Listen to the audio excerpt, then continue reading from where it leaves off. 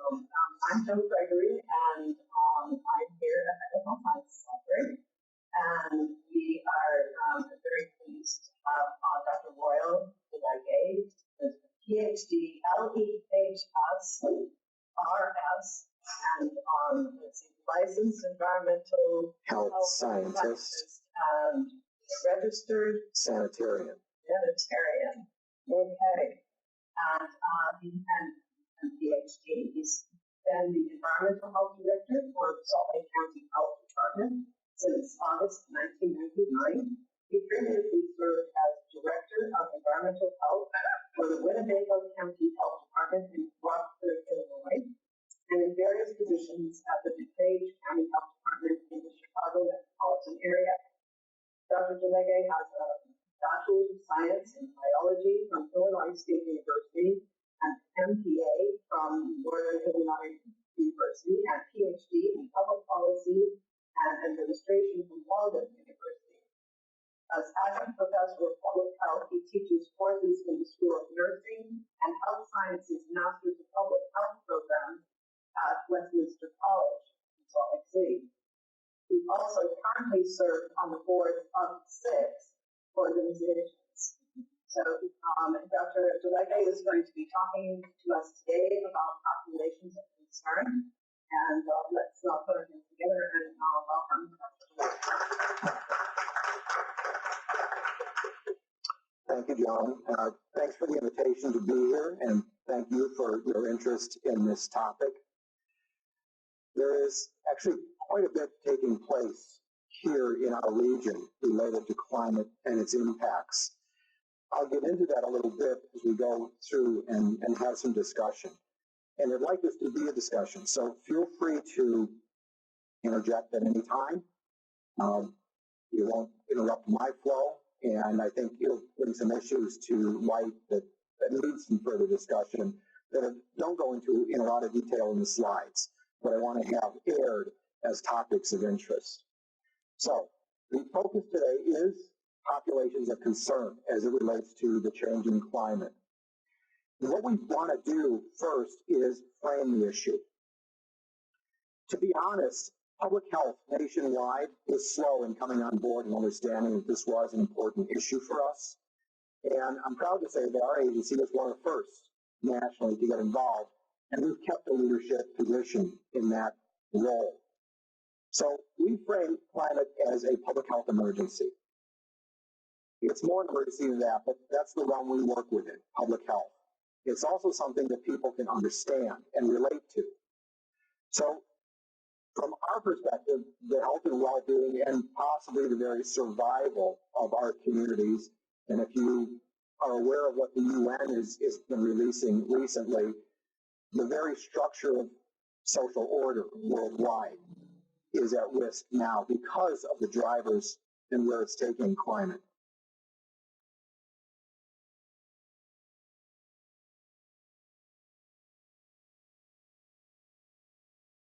So we're seeing an increased occurrence of adverse impacts. Out here in the American West, the fire season is no longer a season. It's a fire year. We're having more fires. They're larger. They're more intense. But even the impacts from those fires in our part of the world are only part of what we're dealing with, because we're actually getting smoke infiltration from China and Mongolia and Siberia, as they have exacerbated fire seasons as well, just because of the way the air flows. And that's changing dramatically as well. So our role is to not eliminate these things, because we're well on the path of them. We're not going to stop them. So we're beyond mitigation. We're into adaptation and resilience building at this point. And that's the focus that we have in public health on these issues. You may see this. If you haven't, you almost certainly will see it, because it's a foundational image of trying to understand how everything relates with the changing climate. We have fundamental issues: the rising temperatures, more extreme weather events, rising sea levels, and the CO CO2 levels that are increasing in the atmosphere and being absorbed by the oceans. One interesting thing that's taken place just in the last week is the Florida legislature has moved rapidly to pass legislation to address the rising sea levels, because there's now permanent flooding in some parts of Florida. And they just put out a release just a couple of days ago that lamented the fact that they had lost 10 years in responding to this crisis in Florida. They didn't name names, but the reality is that the previous governor forbid state agency personnel from mentioning climate change or sea level rise. Well, that didn't stop them from taking place. So now that it's at their doorstep, literally, they're beginning to respond to it. That governor, by the way, is now a senator from Florida.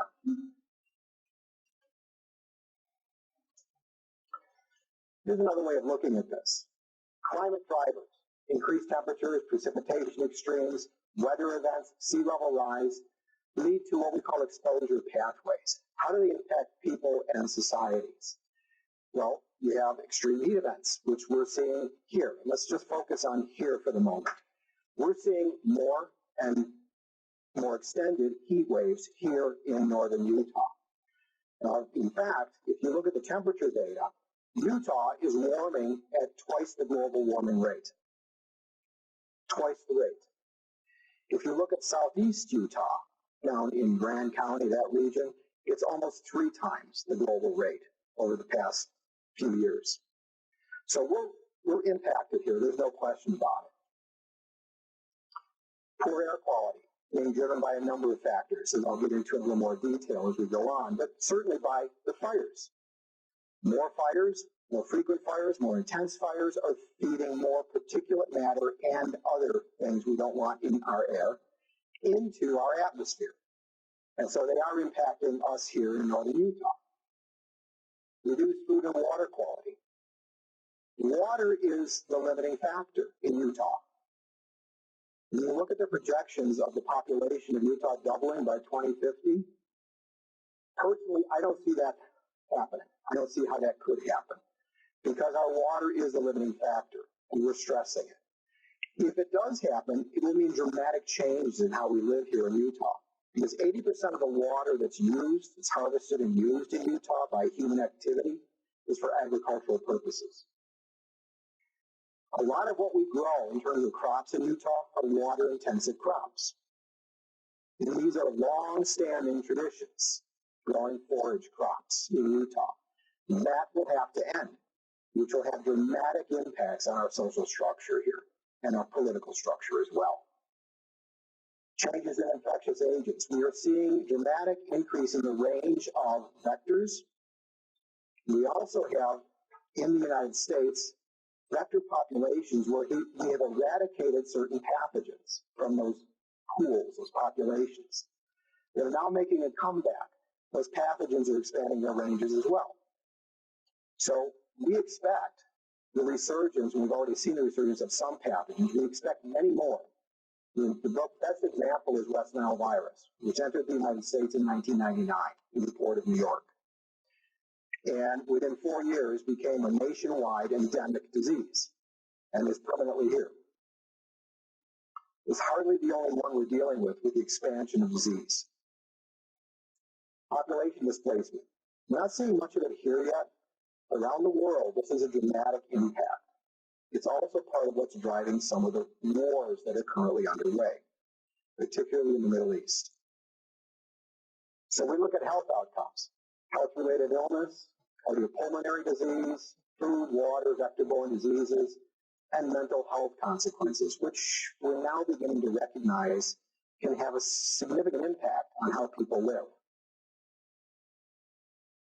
The focus today is in the social and behavioral context of these issues, where we have at-risk populations.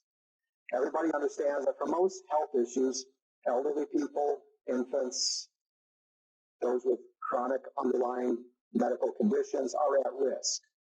But as far as climate drivers go, we also have a number of other populations, ethnic populations, those who are limited by language, access to health care, those who live in geographic areas that are more severely impacted than others.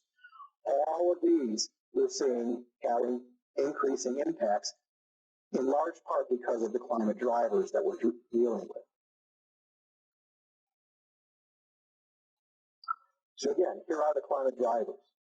Extreme heat, outdoor air quality, food-related, water-related, and vector-borne infections, extreme weather events, and the condition of our mental health and well-being. We also know that it's a risk multiplier, particularly for those at-risk populations. If you live in an area where you are particularly vulnerable to climate change, like Miami, you're experiencing these events now. You have permanent flooding in parts of the city. It never goes away. And with the increased storm activity, power of storms that are coming onshore, the effects are magnified beyond historical context. Already having existing health risks compared to other groups, those with underlying conditions in particular, those who live in areas where you have greater exposure to industrial pollution because you live in a poor area. Where are the refineries in northern Utah? They're not in the avenues. They're not in the cove. They're in lower socioeconomic areas. It's not simply because of the topography. Being uninsured or living with limited access to healthcare services. This is a profound issue in the United States today, especially right now, where there is a very strong likelihood that a large number of people in our population are about to lose access to health care. We also have a disintegration of healthcare services. I'm just reading an article this morning about the collapse of emergency health services and the closing of hospitals across rural America. Well, a lot of people still live in rural America. Having limited availability and accessibility to public health information and resources. That's why public health has come on in a big way across the country just in the last 4 or 5 years to get information out on these issues and the impacts they have on our lives, particularly in those areas where people don't have access to ready information. We're doing a lot of outreach into underserved communities. And then having a low ability to relocate or rebuild after a disaster.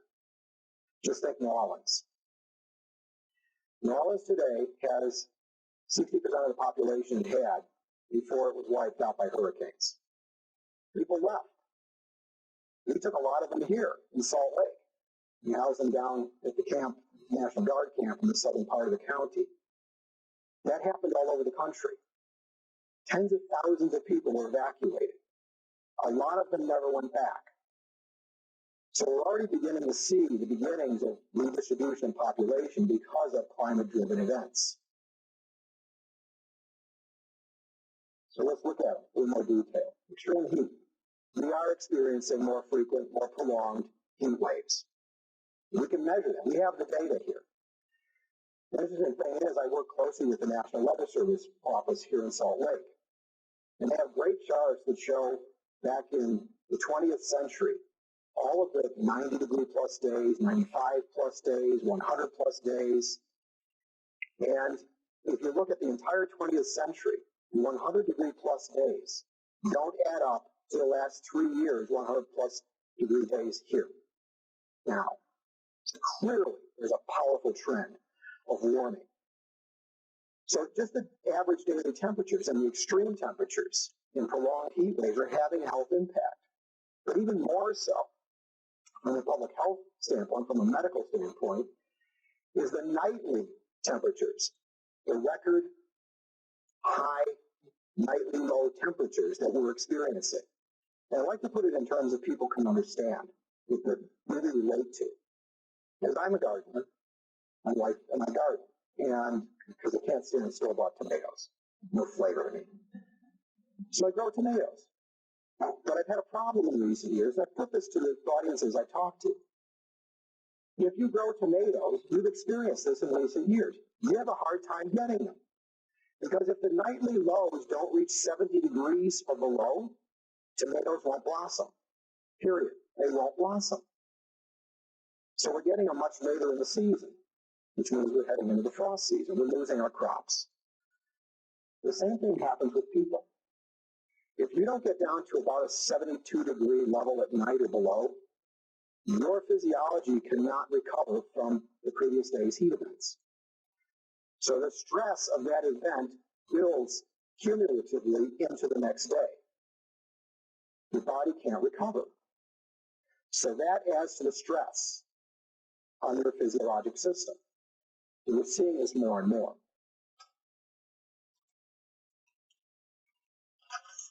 We're seeing a rise in temperature-related death and illness. And there are various models that predict how serious this problem is going to be, depending on how well we respond to the conditions and try to adapt to and even do some mitigation on the carbon dioxide we're still emitting into the atmosphere and other greenhouse gases, but it's primarily carbon dioxide. All of these models say the same thing, but to different degrees. It's going to get worse. How much worse is the question.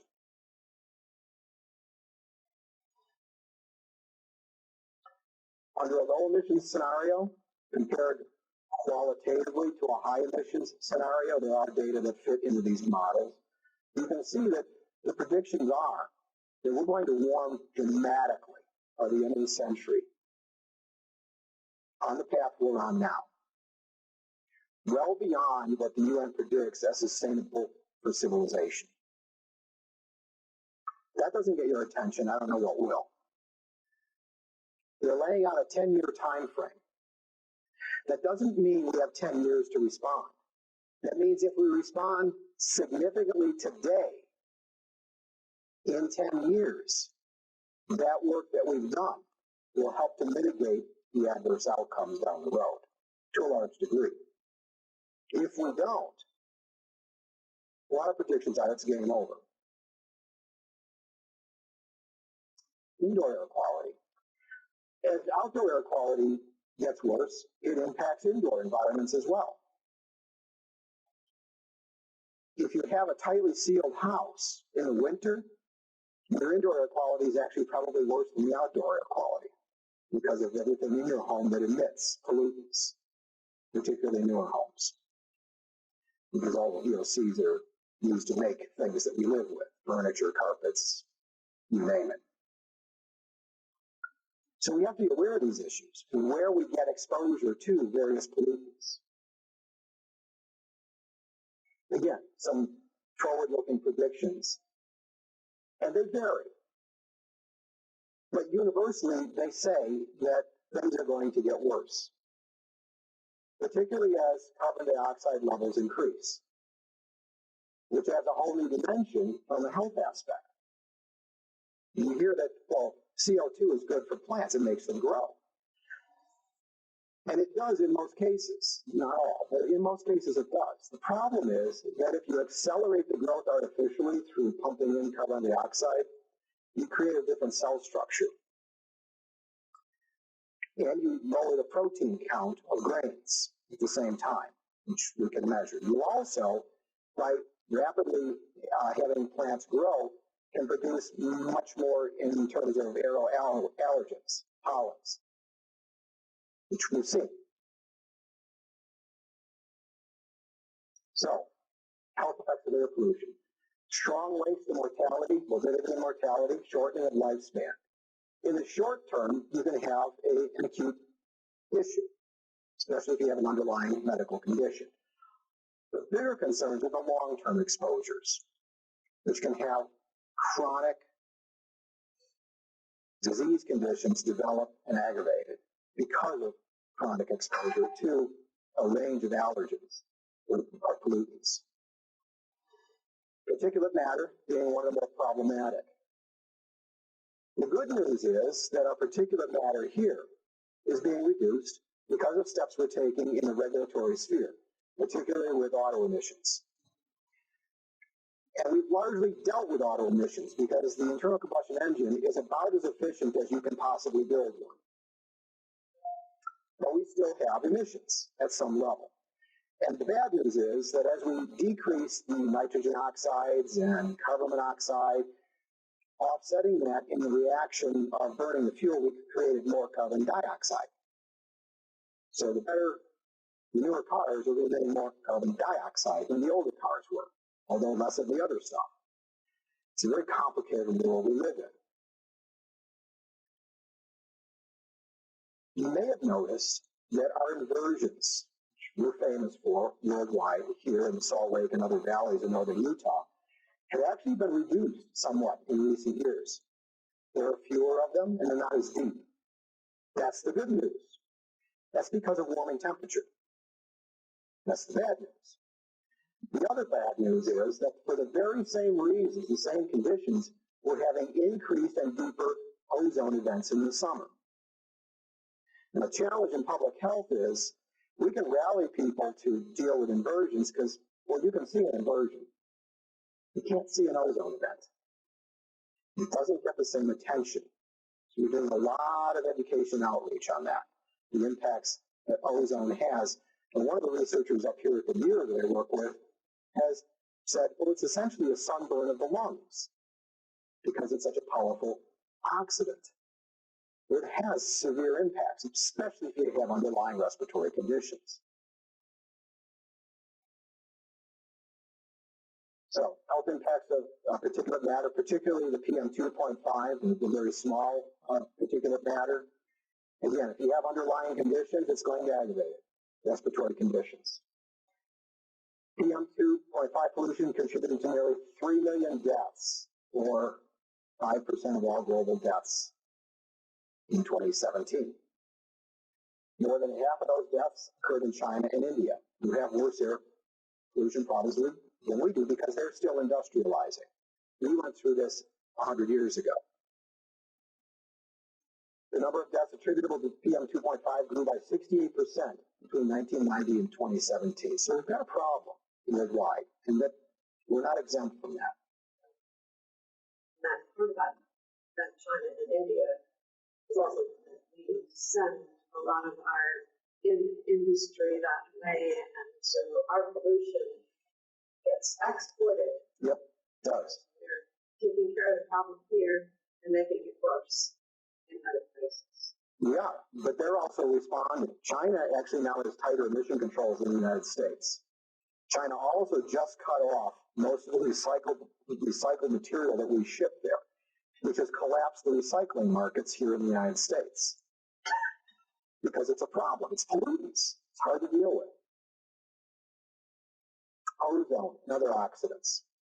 It's a reactive gas associated with adverse health effects in children and adults and those with underlying pulmonary conditions. As I said, we're seeing more and more of this. Ozone is created as part of the sun belt. UV radiation is kind of what mixes chemicals in the atmosphere to create ozone at the ground level. It has precursors, though. Nitrogen oxides and volatile organic chemicals are the precursors for the development of ozone. Those are the things we still need to tackle. Again, short-term exposure linked to exacerbation of asthmatic and other respiratory conditions. Long-term exposure is associated with increased risk of death from chronic obstructive pulmonary disease. Long-term exposure accounted for nearly 500,000 deaths from COPD worldwide in 2017. That number jumped dramatically as well in recent years.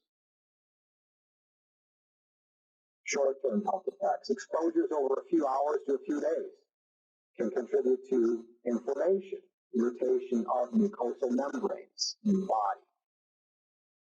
Short-term exposure may also cause and aggravate lower respiratory and chronic conditions, allergies, asthma, bronchitis, and it has an impact on people with heart disease.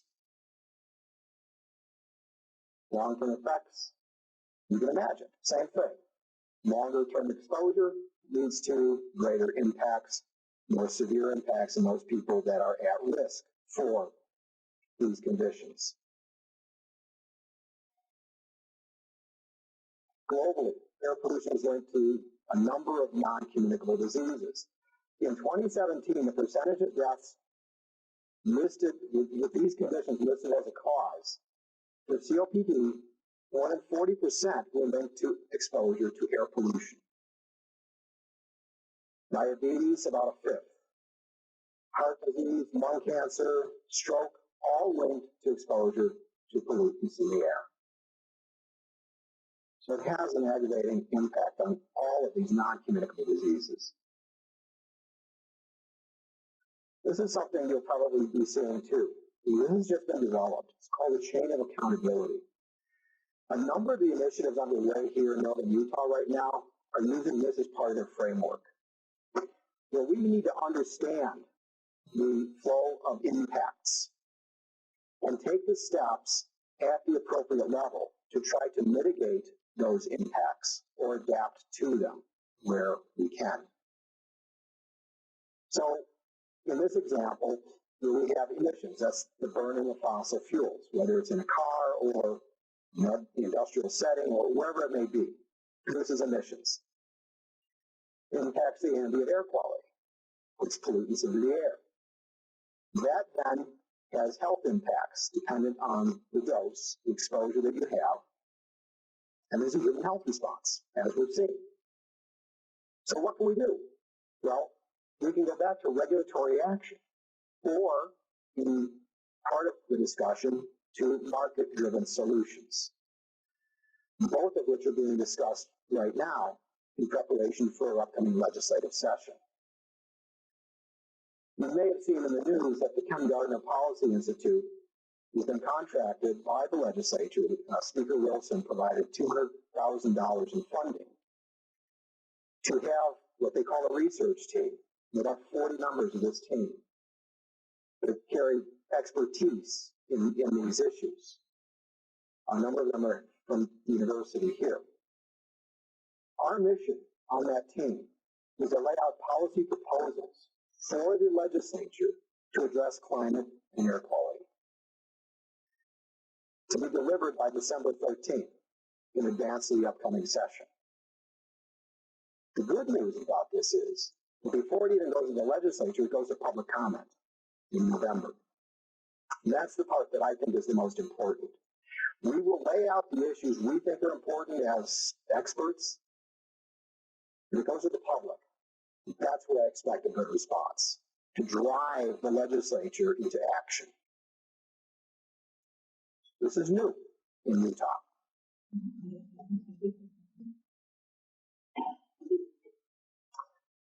So,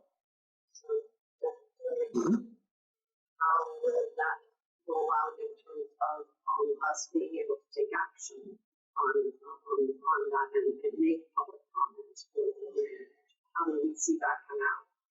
How do we know that it's time to have when this report is released in November, and I don't have the exact date, it's about the middle of the month, I think. That affords the opportunity to review the options that are being laid out for the legislature to consider on all of these issues. Contact your legislators. There are organizations, a number of those nonprofits that I work with, who have an interest in driving these issues forward. They will be at the table. There's no question about it. The industries that are impacted by these proposals, some of whom are at the table, some of whom chose not to be at the table, will also have the opportunity to say their piece. But again, what's most important to me is that this goes to the public. And the public response is what will determine how the legislature responds to this. Yes? It's interesting what you're saying with that. There's been a lot of Yeah. And so I'm curious about, I've seen a little bit about anticipated health impacts / there's also mayor elections coming up and trying to figure out what that's what I was curious if you had any thoughts or anything. I do. I'll share a few of them because I've attended the import meetings. And my purpose for being there is to identify potential pollution because of the development report. And to be perfectly blunt, I haven't received a lot of answers. We just don't know what the plans are at this point. We know what should happen, and that is to largely mitigate all of the increased truck, vehicle, train, and plane traffic that will be associated with moving goods in and out of this port. We also want to make sure that it doesn't simply become an export point for coal. Well, that's sort of taken care of itself by market-driven forces because coal is a rapidly dying industry across the world. There's far less coal being transported around the world than there used to be. And even if you have an inland port here in Utah, that's the transshipment point, you still need a deep water port. And every single city in the United States that's been approached has declined to be that port. So the organizers are attempting to work with Ensenada, Mexico. This is the last option that they have, and I don't know that that's going to work for them either. So from my perspective, you're trying to advance, putting a lot of money into trying to advance an industry that's rapidly dying, as it should. Okay, we talked a little about extreme events. Climate change projections show that there will be continuing increases in the occurrence and severity of extreme weather events. We're seeing that here, and we're hardly the most impacted part of the world. But with the storm patterns, it's aggravating our drought because of the very wavy nature of the jet stream, because of the warming of the Arctic. It's sent everything into chaos in the upper atmosphere. But when we do get a storm event, it's more severe than we would normally expect. Rain and more snow. Now, there are some assumptions on what will happen with our weather here as time moves on with the chaotic climate conditions. In Salt Lake City, Utah, wants to bid for the 2030 Winter Olympics. I'm not real optimistic that that's going to go well because of the snow. The models, the various climate models, generally predict that our precipitation won't change much here in northern Utah, but the form of precipitation will. Less snow, more rain. Bad for the ski industry, bad for the population because our water resources depend on snow. We can't capture rain. We can capture snow melt. The last two Winter Olympics in Russia and South Korea, how many watched the Olympics on TV? Did you see all the snow? Do you notice that the cameras never panned away from the runs? Because that's the only place there was any snow. It was artificial. These are ski areas. It separates us from them. Not much, as I can see, with the way things are moving. So I'm not real optimistic. More extreme events. Heat, tornadoes, what happened in Dallas a couple days ago. Hurricanes. We're setting records around the world with these cyclonic storms. Floods, windstorms, lightning, cold waves. Yes, because the weather patterns are being chaotic at this point. Although we're having far less cold events than we are warm events. So we're seeing an exacerbation of the effects of weather events. But it's not just the event itself, it's the fallout from the events. All you need to do is look at what happened in New Orleans, or Haiti, or Puerto Rico. And they will be dealing with these impacts for a long time. One, they're underserved populations to a large degree. Their infrastructure is fragile, not kept up. And these are the places that are most vulnerable. Vector-borne diseases, I mentioned earlier. We're seeing a dramatic expansion in the range of a number of vector-borne diseases. Lyme disease is a perfect example. When it was first identified in Connecticut a couple decades ago as a recognized condition, it has branched out dramatically. It popped up across the eastern parts of the United States. And some of this is being driven by climatic conditions that are making it more conducive for this pathogen and its vectors to exist, expanding their ranges. So there are a number of these things that we're seeing, we're concerned about re-entering the United States. Dengue fever, smallpox, which we eradicated years ago. Mosquito population that can carry smallpox, dengue fever, malaria are still here. It's just a matter of time before those mosquito pools become reinfected with the pathogens. So it's a constant, we need to be constantly vigilant and battling the way that we have in historical times to try to control these diseases, but with aggravating conditions that are driving them in the other direction. Water-related illnesses. Water's warming around the world. So we're seeing more outbreaks of waterborne diseases. We also have a waterborne condition here that we've experienced the last 4 years that we have no historical context for, and that's the harmful algal blooms, which we now, in public health, expect to be an annual occurrence here. When the first one occurred several years ago, it took over Utah Lake and literally covered the entire lake. We scrambled because we didn't know how to deal with this. We pulled up research from around the world. The only useful stuff we got was from Australia, where they've been dealing with this for a lot longer. But we had questions we couldn't answer. In order to try to stem the distribution of the cyanobacteria that cause this condition, we ordered the pumps shut off at Utah Lake to try to protect the canals, irrigation canals here in Salt Lake County. Didn't quite work the way we had it planned. It got into our systems here. But then the questions arose because we had to shut off access to those canals. What do you do with livestock? What do you do with crops? Farmers were telling us, if we go 3 days without watering our crops, we've lost them. Let us water the crops.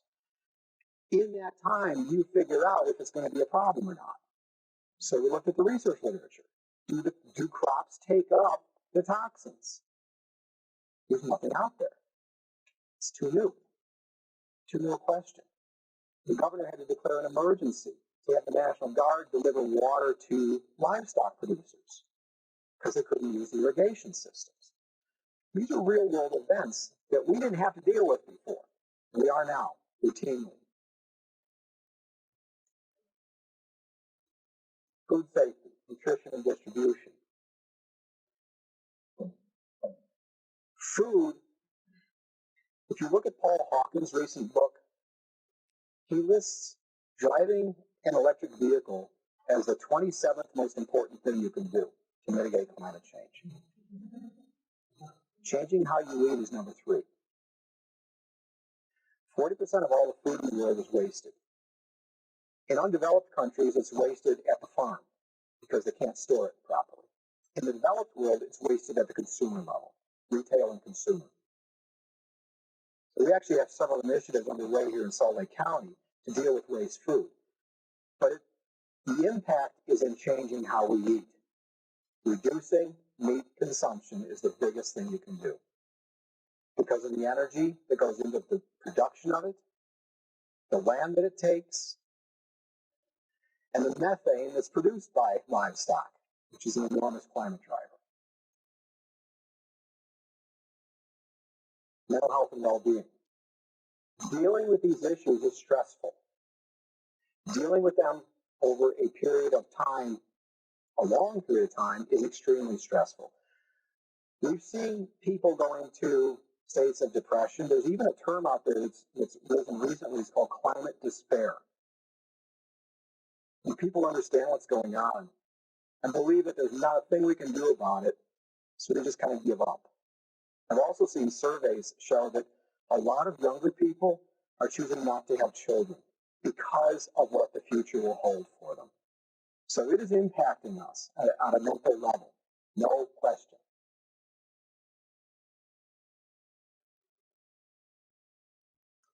So again, populations are concerned. Depends on our exposure, which is increasing among many of these drivers worldwide, our sensitivity to them. How vulnerable are we as a segment of the population to these drivers? And how adaptive are we? Can we adapt? Because mitigation, we're largely past.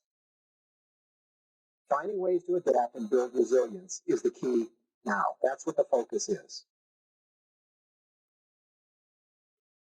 Regional impacts. Just in Utah, the ski industry, heat stress events that are increasing in number and duration. Ozone events increasing in number and duration.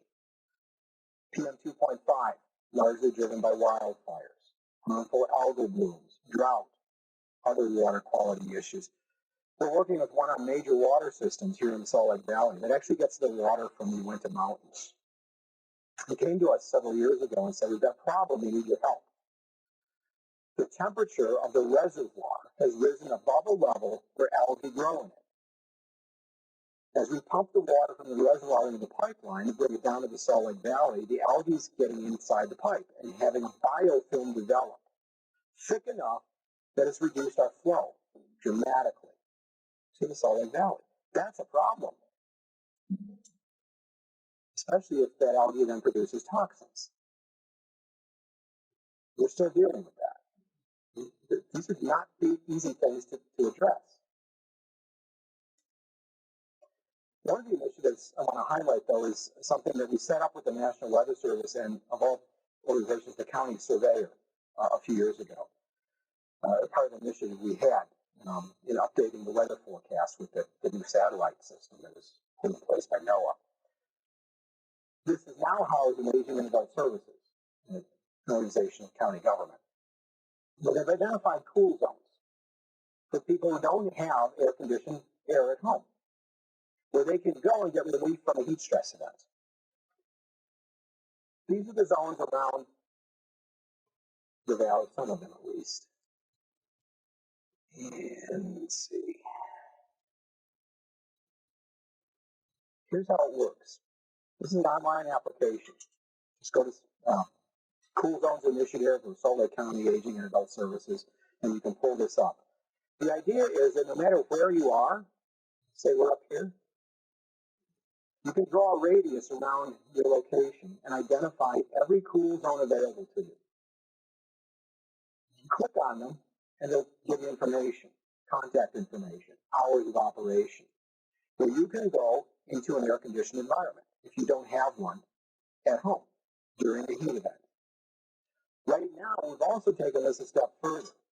My agency, in collaboration with Atmospheric Sciences up here at the U, are conducting a research study to determine if these can also be used as ozone relief centers during an ozone event. Can you go in here and get away from excessive ozone? Our initial data showed that, yes, this is going to be a good thing. So these are the steps we're taking to adapt to the conditions of heat events, ozone events.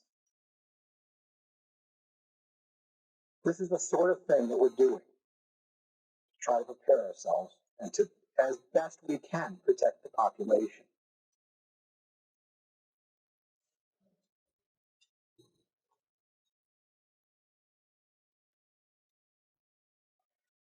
This presentation will be made available to you. All the sources of information and links are in that. So you can just go to this and pull up everything that I've given you. That's my contact information. I'm happy to open it to questions and discussion. Yeah, I was just curious about why is it that Utah is twice as affected as most, as the global averages? Do you have an explanation for that? I can't give you a definitive answer because nobody has one, but a couple factors that we know are driving this. One is that the weather patterns shift has affected the weather patterns that come through our region because of the jet stream being so chaotic. We're missing a lot of storms. It's bringing heat into our area that we didn't used to get. It's actually bringing a little more moisture comes across from California, Nevada, and into Utah, so it's increasing our relative humidity slightly. This is still a pretty bad place. And we live in Chicago. Not the same thing. But the other factor is that we are a desert and semi-desert environment for the most part. So there's no buffering of moisture in the air. So all this thing put together and other things that we may not be aware of. probably factors.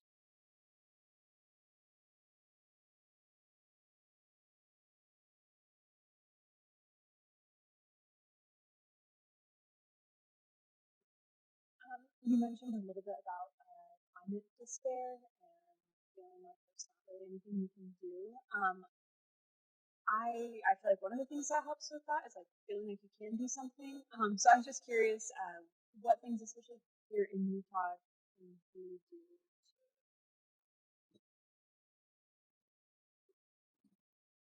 I would suggest going to information sources that are rapidly multiplying. One is an organization that an agency and 4 other entities created several years ago. That's the Utah Climate Action Network.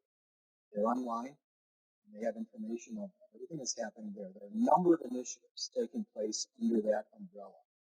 Pull together organizations that are working on climate issues and coordinate. Another is I'm working with the Central Wasatch Commission. I met just yesterday up here for you. And they're putting together an environmental dashboard that focuses on climate, actions that people can take, and the status of conditions related to it.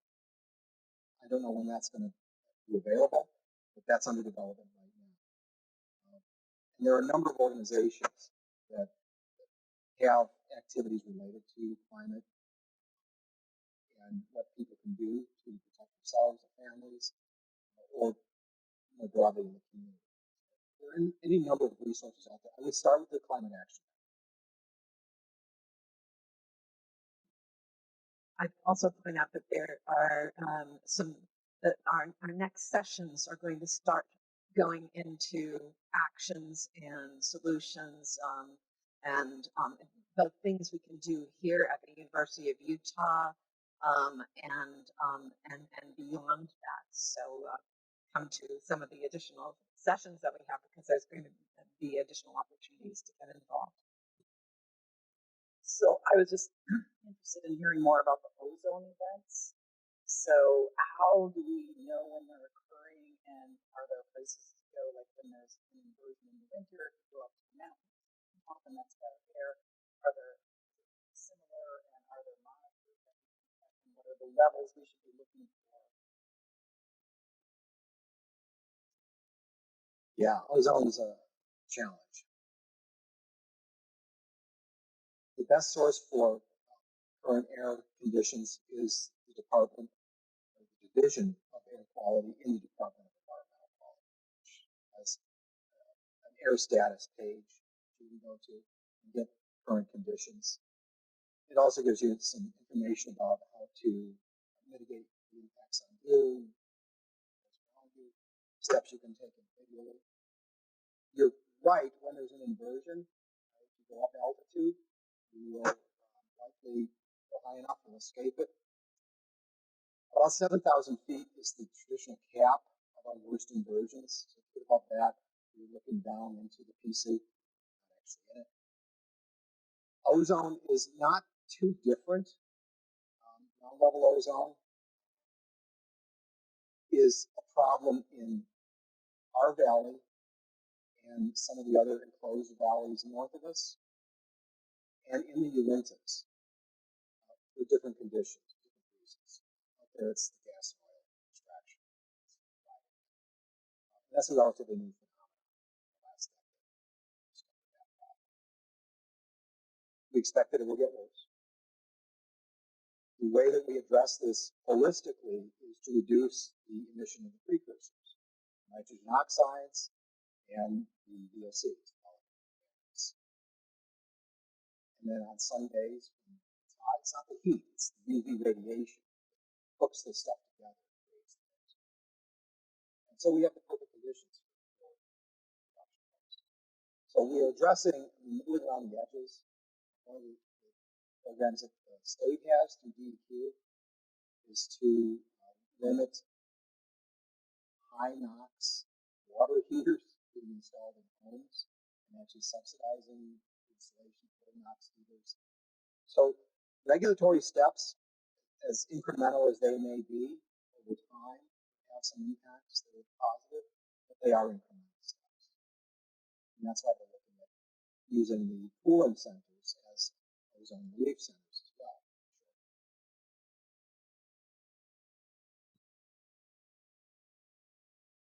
Hi, thank you so much for your talk. The question I had was, you mentioned this kind of joint committee of researchers, experts in their respective fields. Do you have any idea of what some of the suggestions for legislation are going to be, like bills? Yes. One of those would be to develop a complete inventory. When I talk about an inventory, we know about vehicles produce emissions because they're regulated under the mandate that the EPA has placed on us, that they're non-attainment areas. We have a really good handle on vehicles, cars. We also have a pretty good idea about most trucks. What we don't have an idea about is equipment. We have some pieces, single pieces of equipment, tray switchers at the rail yards, or heavy pieces of equipment used in construction, road building.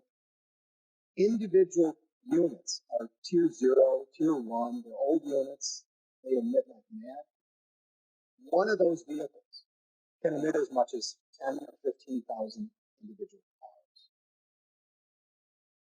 So that's what we want to know. Where are these things? How many are there? Where are they located? We need a complete inventory. Then we can address how to mitigate the impacts of those. The state is looking at possibly subsidizing the replacement of those. The problem is that it costs a lot of money. And what industry typically does now is at the end of these things' lifespan, which extend decades, they sell them off to somebody else. But it doesn't help if you get subsidized to buy a new freight switcher here in northern Utah, if you're selling your old freight switcher off to someplace in Bolivia. I mean, you're just moving the problem. So, first thing is to understand the scale of the problem in great detail. Then find ways to do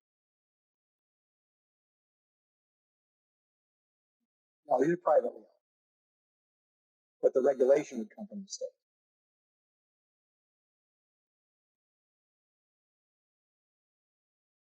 So I think one of the things that you mentioned kind of brought the most concern to me was the compromise.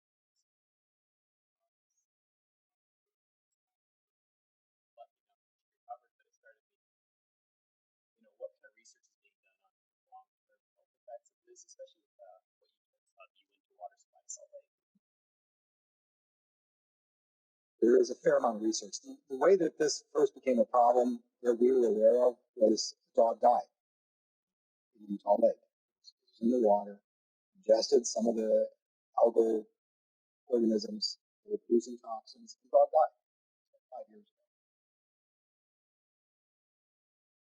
The problem is that many of the species that are involved, the cyanobacteria species, are actually some of the oldest species on the planet, way before we. They produce a wide range of toxins, neurotoxins, hepatotoxins, skin irritants, you name it. Some of them can cause serious health effects and can be fatal. So we're just trying to understand the scale of this and how to mitigate it. When we had the first massive algal bloom in Utah Lake 4 years ago, we know why it happened. We were in a drought. So the water level, and therefore the volume of water in Utah Lake, was dramatically diminished. It's not a deep body of water.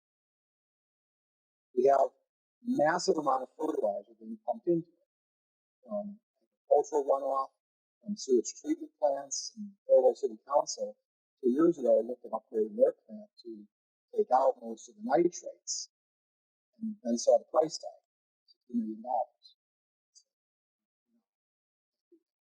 So it's still going in the lake. So the nutrients in the lake, the diminishing volume of water, and the heating of the water produces what I call the Utah Petri dish. Perfect conditions to grow these things. So those are the things we need to address. When we had this massive outbreak the first time, we really didn't know how to deal with this. We knew it was bad, getting worse. So we laid everything on the table. Open up the dams. flush the lake out. Did that work? We don't know.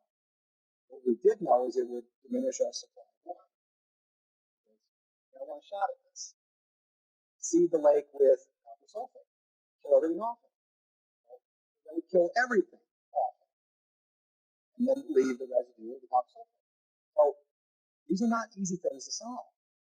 And it's going to be a slow process for us to understand how we can, if we can, mitigate these impacts.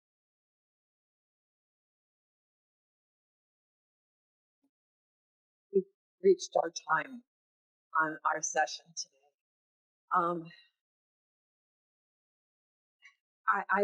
I feel like I want to know how we as healthcare professionals, as health sciences students, as community members who care, how can we assist or be of assistance to the Salt Lake County Health Department in doing this very important and fine, our futures and futures of everybody in this room is younger than I am.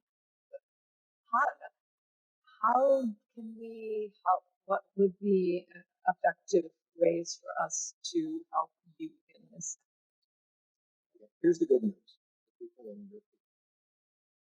This is job security. Plenty of opportunities for growth. A number of avenues dealing with these issues.